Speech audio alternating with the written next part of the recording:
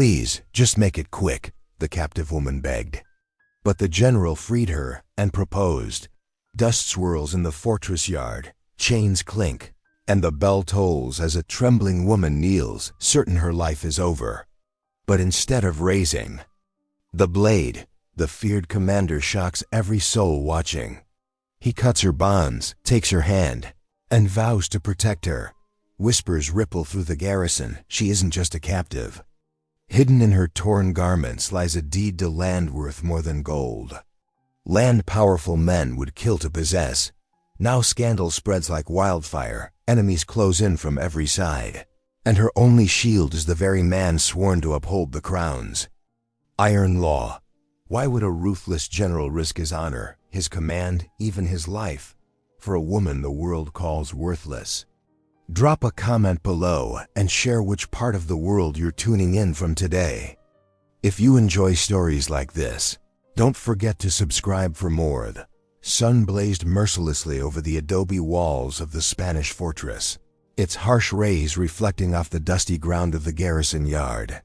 The sounds of battle had faded, replaced by the shuffling feet of prisoners and the sharp commands of soldiers. The Apache raid had been fierce but brief, ending in victory for the Spanish forces. Isabel Ramirez stumbled forward as rough hands pushed her along with the other captives. Her simple dress was torn and dirty, her feet bare and bleeding from the long march. Despite her disheveled state, she held herself with quiet dignity, one hand clutching the small leather satchel tied to her waist, her only remaining possession. "Move along, woman," a soldier barked, shoving her shoulder. Isabel bit back a cry of pain, her bruised body protesting every movement. The other soldiers lounging in the shade of the fortress walls called out crude remarks, laughing at the bedraggled prisoners. "Look what we caught today, a fine seamstress by the state of her clothes." One jeered, earning more laughter from his companions. "Perhaps she can mend your manners, Juan." Another shouted, setting off another round of coarse amusement. Isabel kept her eyes downcast, trying to make herself invisible as she was herded toward the center of the yard. The heat was unbearable, making her head swim. She could hear whispers among the other prisoners, frightened murmurs about the fortress commander, General Don Rafael de Ortega. They say he shows no mercy. Executes prisoners without trial. Man made of stone and steel. The procession halted. Through her sweat-blurred vision, Isabel saw polished boots appear before her. A hush fell over the yard. Slowly she raised her eyes. There stood General de Ortega, his commanding presence drawing all attention like a lodestone. His uniform was immaculate despite the day's fighting, his posture rigid with military precision. Dark eyes regarded the prisoners coldly from beneath. His plumed hat, his expression unreadable. Isabel had heard tales of this man, stories that made even hardened soldiers tremble. Yet as she looked at him, she saw something else beneath the stern exterior, a weariness, perhaps, or a shadow of something deeper than mere military discipline. The heat, fear, and exhaustion suddenly overwhelmed her. Her legs buckled, and she collapsed to her knees in the dust. The satchel at her waist felt as heavy as lead, containing as it did her father's farm deed, her last tie to a life that seemed impossibly distant now. "Please. She whispered, her voice barely audible in the silent yard. "Just make it quick." She closed her eyes, waiting for the harsh command that would seal her fate. Instead, she heard bootsteps approaching. A collective intake of breath from the watching soldiers made her open her eyes again. General de Ortega stood directly before her, his tall figure blocking the brutal sun. For a long moment, he studied her face. Then, to the astonishment of all present, he turned to the nearest guard. "Strike off her chains," he ordered, his voice deep and clear. The soldier hesitated, uncertain if he had heard correctly. "Me, General? Did I stutter, Sergeant?" The words were soft but carried an edge of steel that prompted immediate action. The chains fell away from Isabel's raw wrists. Before she could process what was happening, the general extended his hand. To her, a gesture so unexpected, so contrary to everything she had heard about this man, that she could only stare at it in confusion. "Senorita," he said, his tone gentler than before, "you are under my protection now." Murmurs of disbelief rippled through the gathered soldiers. Isabel's vision blurred with tears as she placed her trembling hand in his. His grip was firm but careful as he helped her to her feet. "But me, General," one of the officers started to protest. "She was captured with the raiders, and now she is under my personal protection." General de Ortega cut him off with finality. "Any man who forgets this will answer to me directly." Isabel looked up at him through her tears, unable to comprehend this sudden turn of events. The fearsome general's face remained stern, but his eyes held something that gave her hope, compassion. Carefully hidden behind his militant facade, the soldiers continued to whisper among themselves as Isabel stood beside the general, her tears falling freely now. In one extraordinary moment, her world had shifted from despair to bewildering hope. The first rays of dawn crept through the narrow windows of the fortress infirmary, casting long shadows across the stone floor. Isabel stirred on her narrow cot, her body aching but clean and bandaged.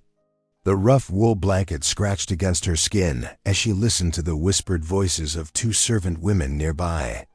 "Did you see what they found in her satchel?" one maid whispered, the sound of linens being folded punctuating her words. "Important papers, they say." "Aye," the other replied, her voice barely above a breath. Maria in the kitchen heard from one of the guards. Something about land deeds. Can you imagine? A common prisoner with such documents. Isabel's hand instinctively moved to her side, panic rising when she couldn't feel her precious satchel. She sat up quickly, ignoring the sharp pain in her ribs. "Peace, Senorita," a gentle voice called. Father Tomas approached her bedside, his weathered face kind. In his hands he held her familiar leather satchel. "Your belongings are safe, though I fear they have caused quite a stir." "The deed," Isabel whispered, reaching for the bag with trembling fingers. "Please, Father, I must have it. Here." He handed her the satchel, watching as she withdrew the carefully folded parchment. "Perhaps you might explain how you came to possess such a document." Isabel smoothed the creased paper. "With reverence. It was my father's land, Father. His farm near the river crossing, where he grew wheat for the garrison. Before he died, he entrusted it to me, his only child. It is all I have left of him." The priest's expression grew troubled. "I see. You should know, child, that Colonel Valdez has taken great interest in these papers. Your father's land lies along an important supply route." Before Isabel could respond, boots clicked against the stone floor. Colonel Valdez himself strode into the infirmary, his uniform immaculate, his face a mask of polite concern. Behind him, General Rafael de Ortega followed, his dark eyes immediately finding Isabel. "Ah, the prisoner is awake," Valdez said smoothly, "and I see she has her ... papers." His smile didn't reach his eyes. "My dear, surely a young woman of your station has no use for such property. The crown would compensate you fairly. The land is not for sale, Senator," Isabel replied quietly but firmly. "It was my father's wish that I keep it." The colonel's facade cracked slightly. "General," he turned to Rafael, "surely you see the impropriety here. A common seamstress claiming valuable land, and you protecting her? There are whispers already." "Your reputation." "My reputation," Rafael interrupted, his voice sharp as steel, "is built on justice, Colonel, not the persecution of innocent women."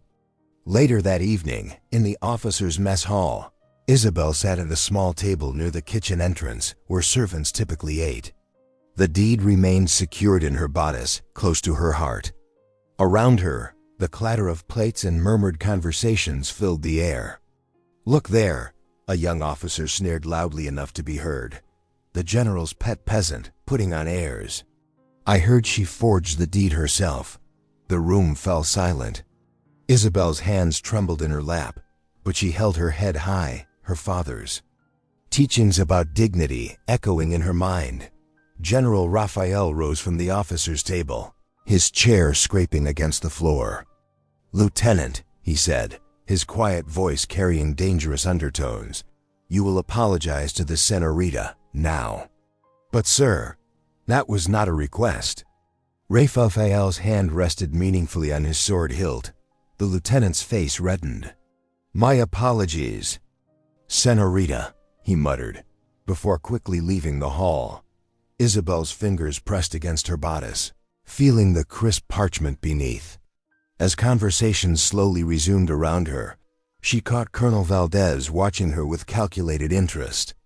In that moment, she understood that her father's precious gift, her only inheritance, had become both her salvation and her greatest danger.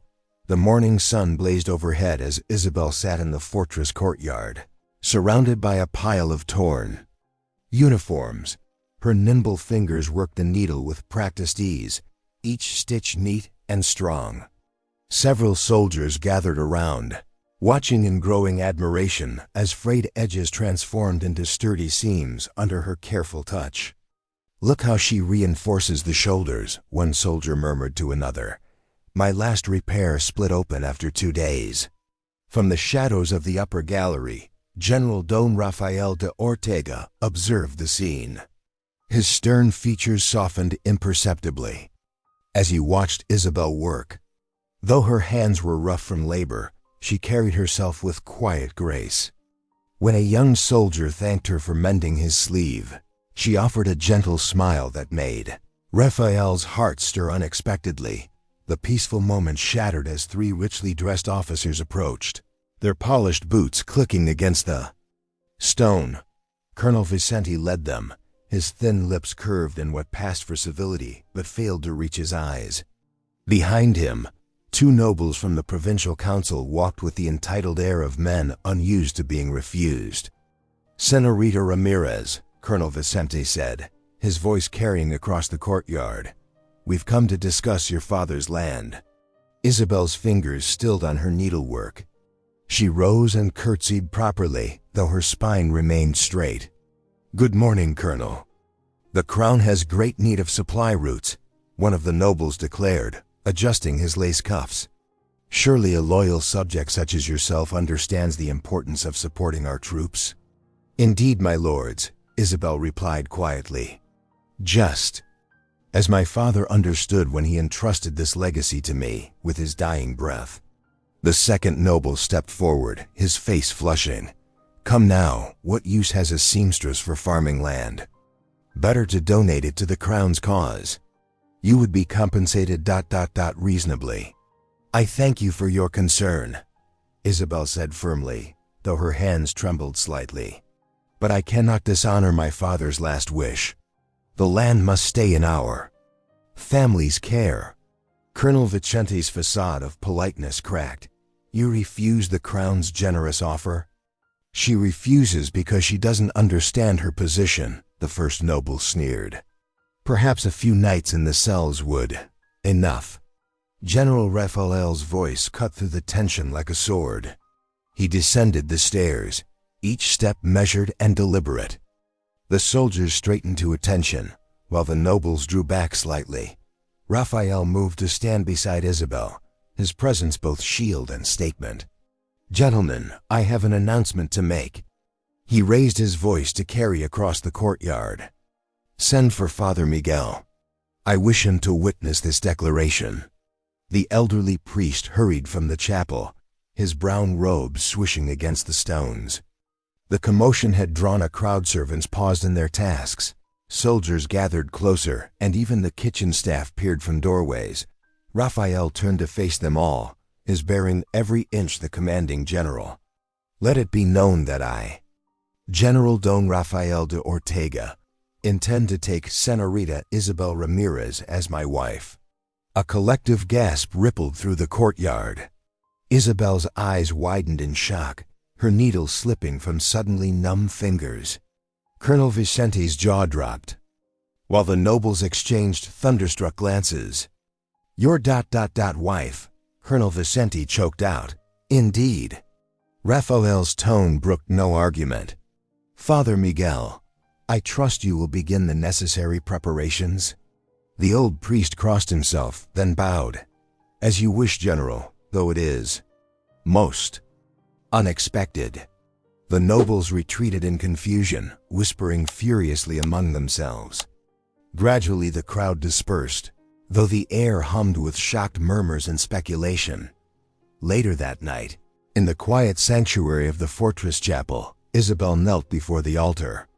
Candlelight danced across the walls, casting wavering shadows that matched her turbulent thoughts. Tears traced silent paths down her cheeks as she clasped her hands in prayer. Holy Mother, she whispered, her voice trembling, grant me wisdom. I am but a simple seamstress, yet now. She touched her father's deed, safely hidden in the folds of her dress. Is this protection or another prison? My heart is lost in darkness, please, show me the way. The candles flickered, and Isabel bowed her head, shoulders shaking as she sought answers in the sacred silence. The morning sun streamed through the narrow window of Isabel's small chamber as General Don Rafael de Ortega explained his plan. His usually commanding voice was gentle, almost tender. We must wed, Senorita Ramirez. It is the only way to ensure your safety and protect your father's land. Isabel's hands trembled in her lap. My lord, I cannot allow this. Your reputation, your position, you would sacrifice too much for a mere seamstress. Raphael stepped closer, his shadow falling across the rough wooden table between them. I have sacrificed much for duty, but this would be a choice of my own making. His dark eyes held a warmth she had never seen before. Your dignity in the face of cruelty, your kindness despite your wounds.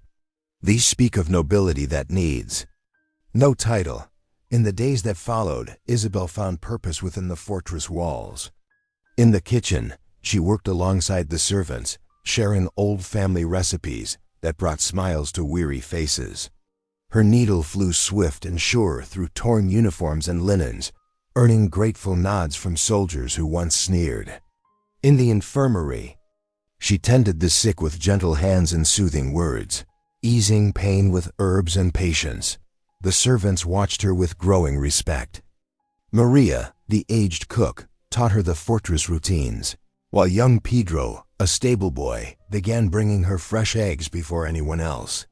Even the garrison doctor sought her counsel on treating fever with mint tea and honey. When Sunday arrived, the fortress chapel bells rang clear and bright. Isabel stood uncertainly at the back, knowing her place among the common folk. But General de Ortega appeared at her side, offering his arm with quiet authority. Come, he said simply. Hearts pounding in matched rhythm, they walked down the narrow aisle. Raphael guided her not to the rear benches where servants sat, but to a polished wooden pew near the front where officers and nobles gathered.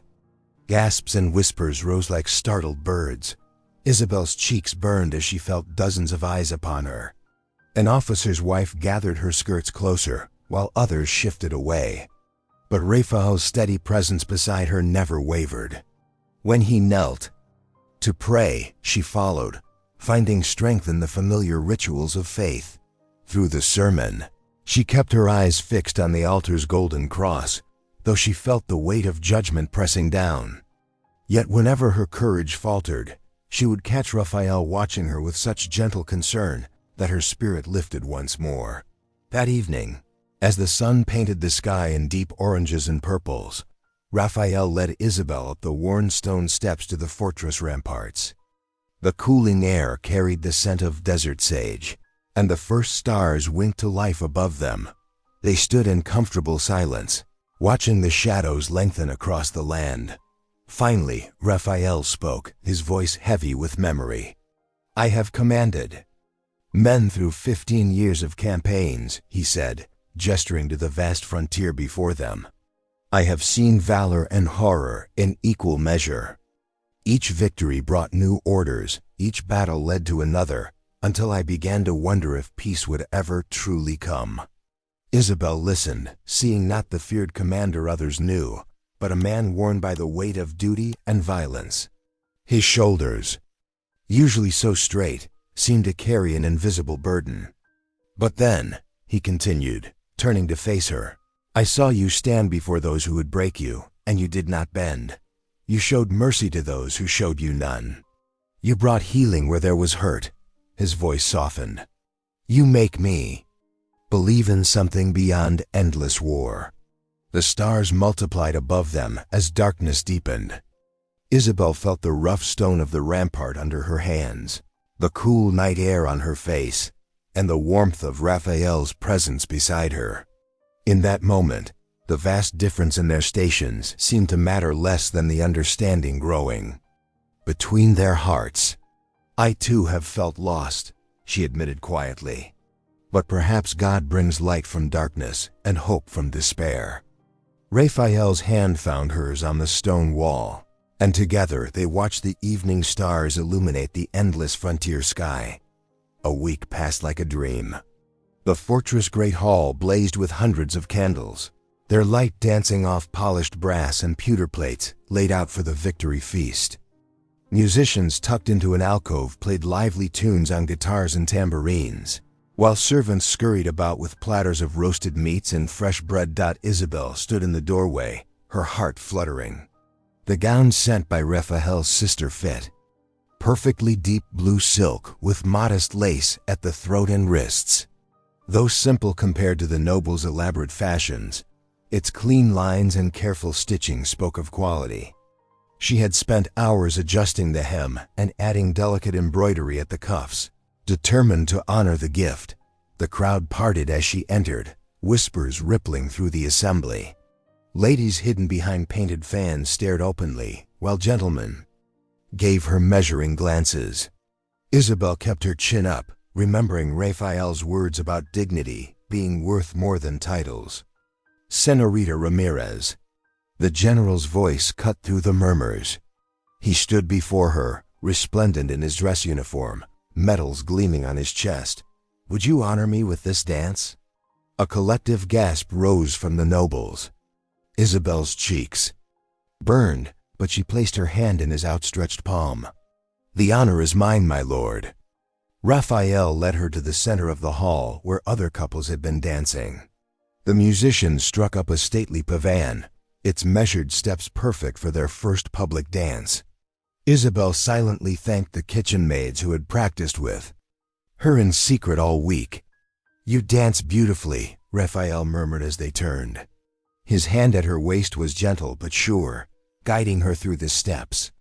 I had good teachers, she replied softly, thinking of the maid's patient instruction.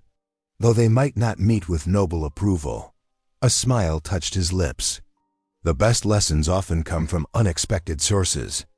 From the edges of the hall came scattered applause, led by the common soldiers who had benefited from Isabel's care. Their enthusiasm spread, drawing reluctant claps from some of the nobles.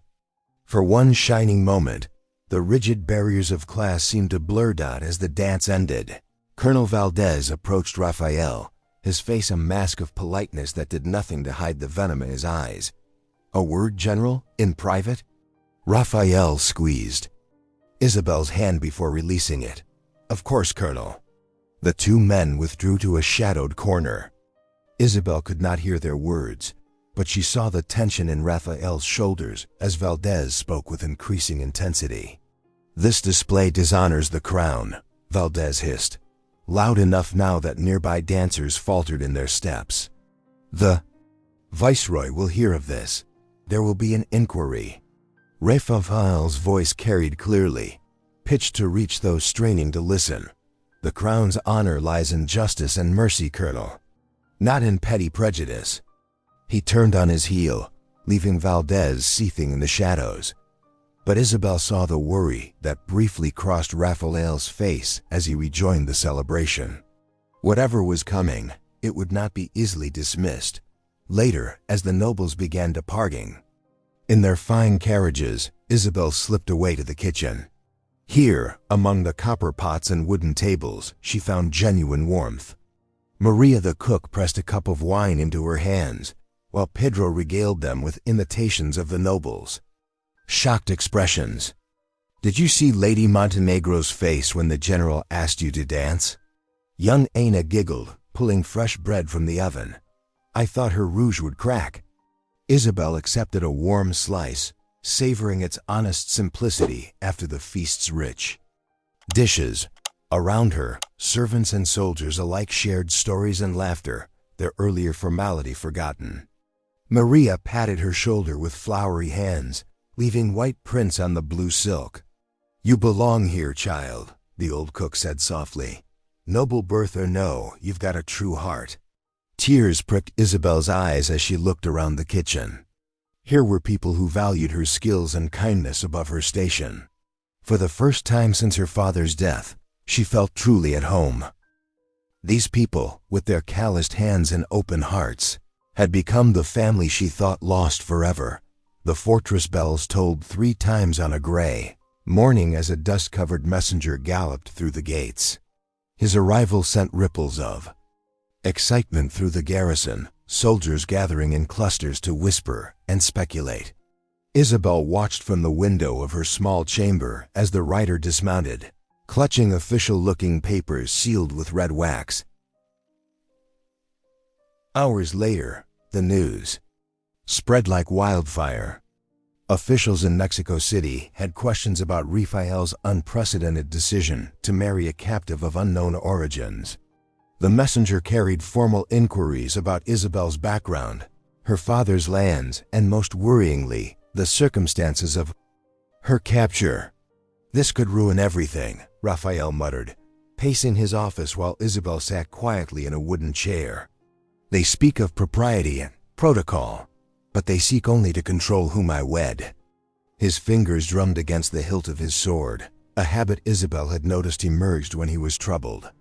"Perhaps it would be better to end this charade," Isabel said softly, smoothing her skirts. "I never wish to bring shame to your name. No." Rafael's voice was firm. "We will weather this storm together." But the storm grew darker. Colonel Valdez moved through the garrison like a shadow, speaking in hushed tones with other officers. Papers appeared on desks, testimonies from witnesses claiming they had seen Isabel passing messages to raiders during her captivity. Colonel himself drafted a detailed report suggesting she had been a willing accomplice rather than a prisoner. "Consider the timing," Valdez told the gathered officers in the meeting hall, his voice dripping with false concern. "She appears during a raid, carrying land deeds of strategic value, and our distinguished general immediately takes her under his protection. The coincidence is troubling." The whispers grew louder. Servants who had once smiled at Isabel now avoided her eyes. Soldiers who had praised her needlework stepped aside when she passed. Even the kitchen staff, who had welcomed her so warmly, found excuses to be elsewhere when she entered. Rafael fought back with every weapon in his arsenal. He questioned the witnesses, exposed inconsistencies in their stories, and reminded everyone of Isabel's tireless service in the infirmary. But the colonel's poison had spread too far. "The Inquisition must investigate these charges," announced a senior officer during an emergency council. "If she is innocent, she has nothing to fear." "Nothing to fear?" Rafael's voice thundered through the chamber. "You speak of an institution that sees guilt in every shadow. I will not allow this persecution of an innocent woman." But even Rafael's considerable authority had limits. The council voted to send Isabel to Mexico City for questioning. The colonel's seemingly genuine concern for security had won over too many powerful allies. That night, Isabel knelt in the chapel one last time, tears falling onto her clasped hands. The candles before the altar flickered, casting long shadows on the walls. She prayed not for herself, but for Rafael, knowing the political price he would pay for defending her. They came for her at dawn.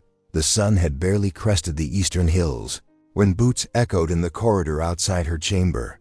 Isabel stood ready, her father's deed hidden safely in her bodice. She had known this moment might come. The soldiers appeared uncomfortable with their task, avoiding her gaze as they fastened the iron shackles around her wrists. These were men whose wounds she had bandaged, whose uniforms she had mended. Now they led her through the fortress like a common criminal. Raphael stood in the courtyard, his face a mask of controlled fury as the carriage waited. Protocol and his position prevented him from stopping this travesty of justice. Their eyes met as Isabel was led past him. "I will make this right," he said quietly, his voice carrying the weight of a vow. Isabel managed a small smile, though her heart was breaking. "Thank you for showing me kindness when no one else would." The carriage door closed with a final thud. Through its small window, Isabel watched Raphael's figure grow smaller as the horses pulled away, carrying her toward an uncertain fate in Mexico City. The fortress bells tolled again, their mournful sound echoing across the desert like a dirge. Carriage wheels rattled against the dusty road as Isabel peered through the small window. Her hands trembled as she clutched her father's deed, the parchment worn but precious. Rolling hills stretched endlessly before her, dotted with sparse trees and the occasional humble village. Watchtowers rose like lonely sentinels against the azure sky, marking the long path south to Mexico City. "Holy Mother, protect me," she whispered, touching the small wooden cross at her throat. The two guards accompanying her sat stone-faced, their muskets ready. They had shown her neither cruelty nor kindness, treating her as merely another prisoner bound for judgment. Back at the fortress, General Don Rafael de Ortega stood in his chambers, his normally commanding presence diminished by the weight of his thoughts. Through the window, he watched Isabel's carriage grow smaller until it vanished into the shimmering heat of the morning. "Your Excellency," Colonel Mendoza's voice cut through his reverie. "The men await your orders. Surely you see now the folly of protecting this woman?" Raphael's jaw tightened. "Speak plainly, Colonel. My dear friend, think of your career, your family name, all you have built." Mendoza stepped closer, lowering his voice. "Let her go. The Inquisition will sort truth from lies. You need not fall with her. And if she speaks truth?" Raphael turned, his eyes hard. "If we condemn an innocent? Better one peasant woman than a great commander," another advisor chimed in from the doorway. "The frontier needs you, Your Excellency."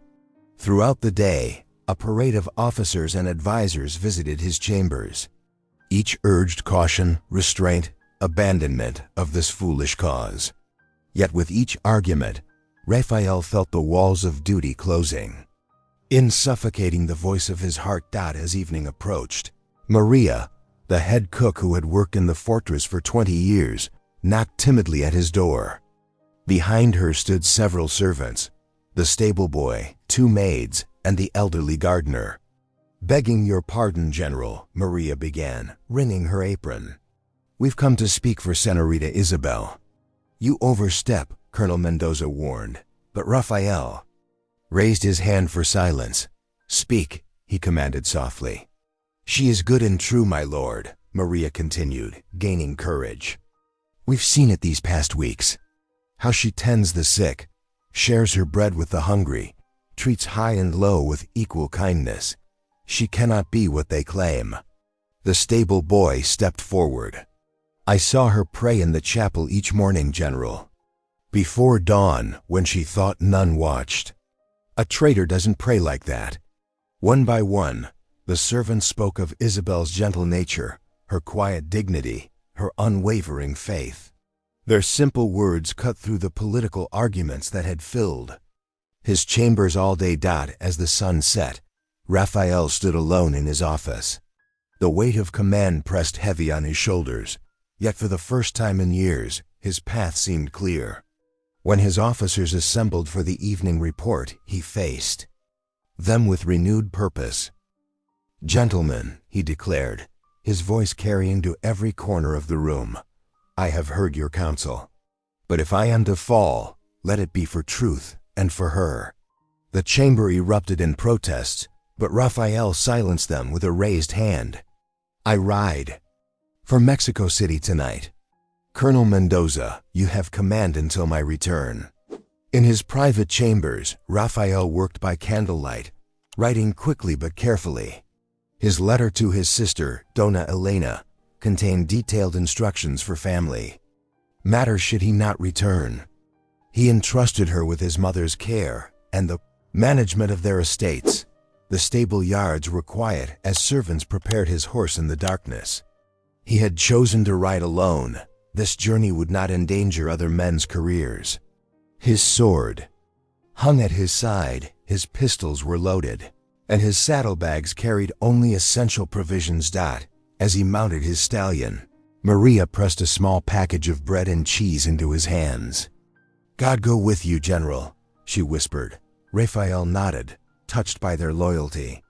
Without another word, he spurred his horse forward. The fortress gates opened silently, and he rode into the velvet darkness, following the road south toward Mexico City, toward Isabel, toward justice, toward whatever fate awaited them both. The massive iron gates of Mexico City's Santa Rosa convent groaned shut behind Isabel. After 7 grueling days of travel, her legs trembled as 2 stern-faced nuns led her through torch-lit stone corridors. The evening bells tolled solemnly, their deep resonance echoing through the austere halls. Remove those fine things, the elder nun commanded, her voice as cold as the stone walls. They do not befit your station. Isabel's fingers shook as she unfastened the elegant dress Raphael had given her.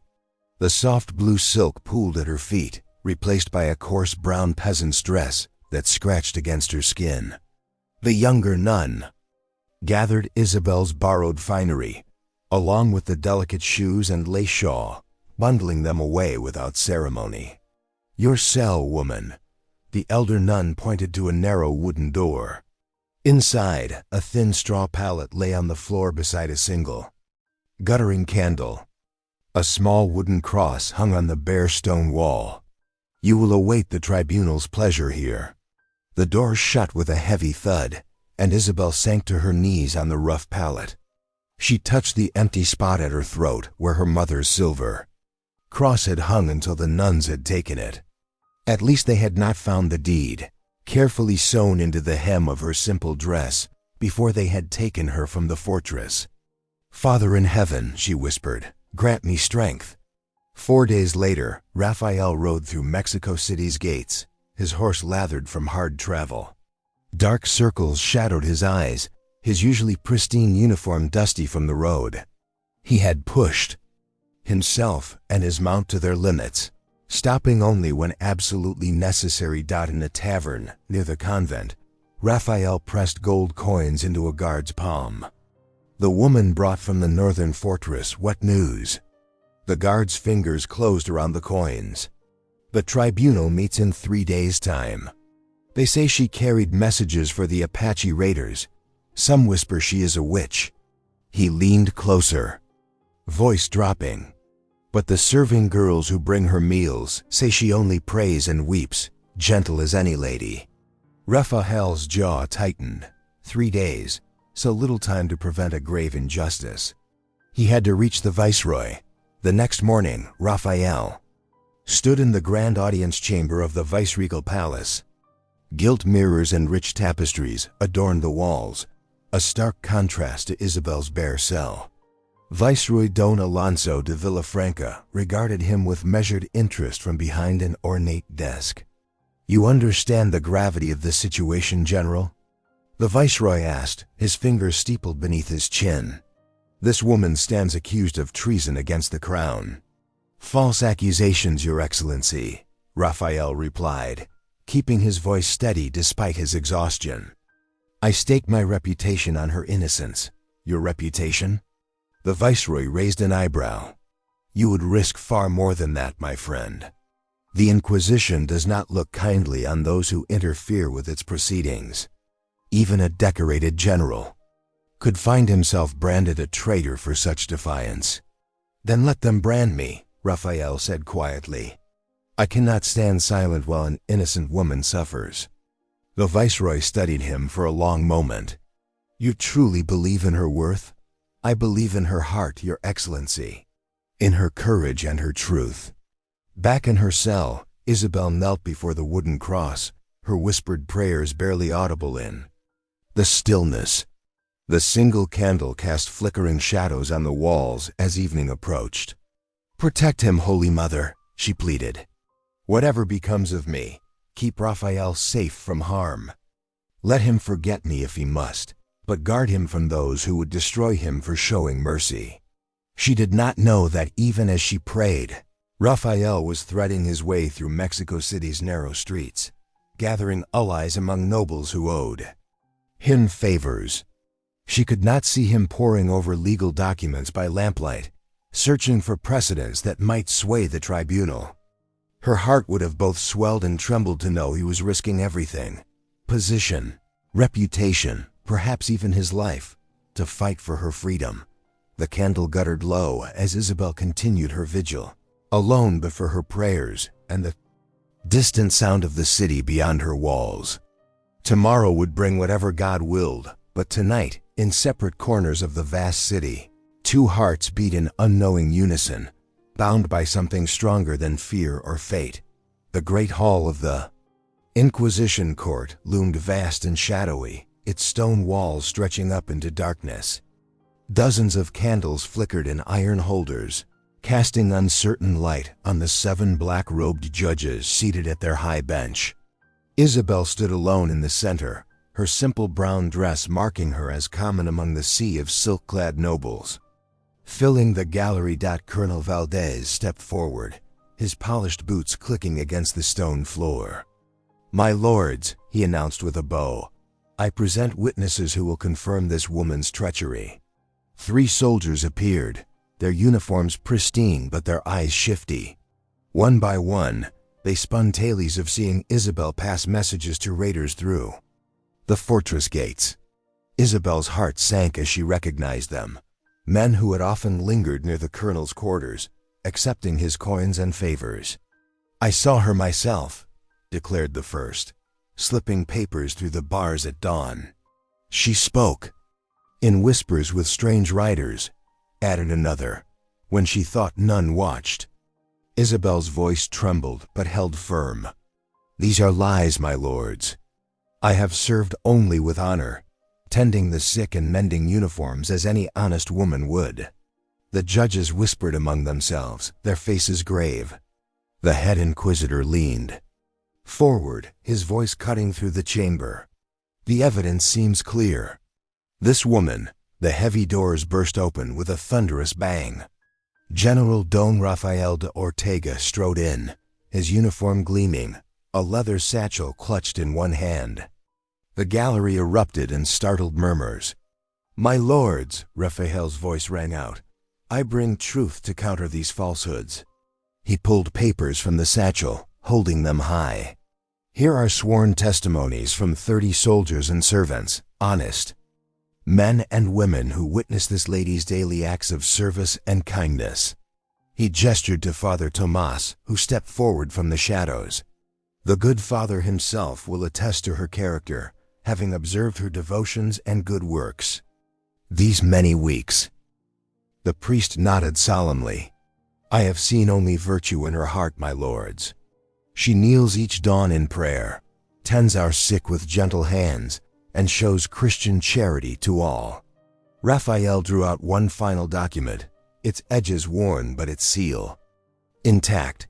And here, Isabel Ramirez's rightful deed to her father's lands, signed and witnessed before his death. She is no spy, but a woman of substance defending her birthright against those who would steal it through false accusations. The gallery burst into chaos. The colonel's face darkened with rage as his carefully laid plan crumbled. The witnesses shifted uncomfortably, unable to meet the general's stern gaze. A commanding voice cut through the tumult. Silence! The Viceroy Don Alonso de Villafranca rose from his private gallery, his elegant form draped in velvet and gold.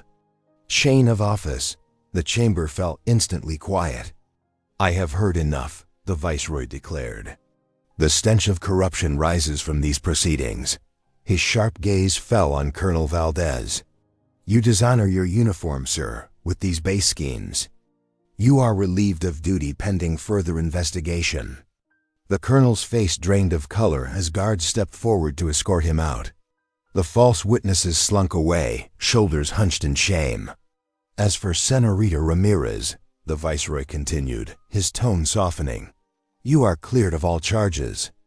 Your father's deed is valid, your land's your own. Let none dare challenge this ruling. Isabel's knees weakened with relief as the crowd began to disperse. She barely noticed Raphael approaching until he knelt before her, taking her trembling hands. In his, Isabel, he said softly, his voice carrying to the lingering observers, I kneel not as your protector or superior, but as a man humbled by your courage and grace. These weeks have shown me true nobility dwells in the heart, not in titles. He pressed her fingers gently. Will you honor me with your hand in marriage as my equal and beloved partner? Tears spilled down Isabel's cheeks as she gazed into his earnest face. Yes, she whispered, then louder, yes, with all my heart. The gathered commoners, servants, traders, and craftsmen who had slipped in to witness the trial burst into Kukiipaf. Jubilant cheers. Their joy echoed off the ancient stones, transforming the solemn chamber into a place of celebration and love triumphant.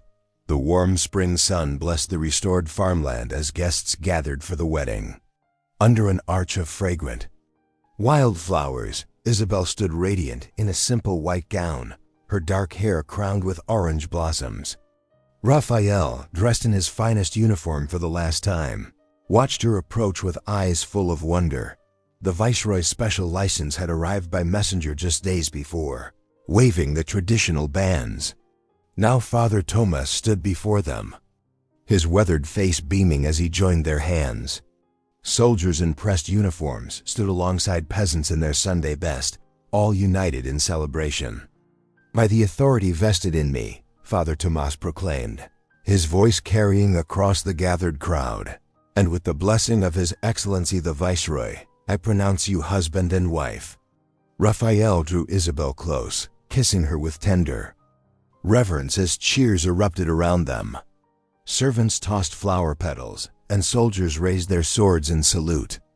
The celebration spread across the grounds, with tables groaning under platters of food and wine flowing freely. Later that afternoon, Isabel stood before the assembled guests, her voice clear and strong.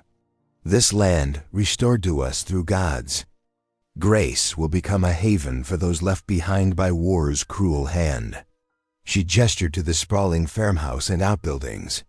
Here, widows and orphans of fallen soldiers will find shelter and purpose. Together, we will grow food, teach skills, and build new lives. Raphael, standing proudly at her side, added, my commission is hereby resigned.